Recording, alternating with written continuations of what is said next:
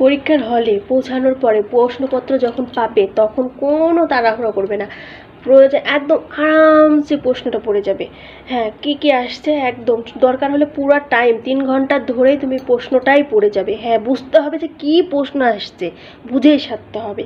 আর যদি লিখতে চাও তো তাড়াহুড়া করে লিখে দেবে, যাতে পড়ে পুরোটা রিভাইজ করে নেবে। দেখবেন যেন যে দেখে নেবে যে ভুল ঠিক হয়ে যায়নি, তো যদি ঠিক হয়ে যায় তাহলে কেটে ভুল করে দেবে। পারবে না সেগুলো আগে করো, আর যেগুলো পারবে সেগুলো পরে ছেড়ে দাও।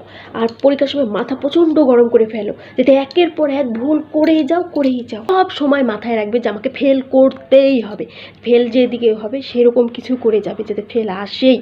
আমার মেন বিষয় হলো মনোযোগ সবসময় অন্যদিকে। যে এখন যে গরম পড়ছে, তোমরা হয়তো জুসের বোতল বা স্যালাইন যেটা নিয়ে যাবে সেই দিকে মনোযোগ দিবে। মনোযোগ দিতে দিতে খেতে সময় পার করে দিবে। আর সব থেকে বেশি খুশি হব যদি পরীক্ষা দিতেই না যাও আর ফেল করো, ফেল মরবে।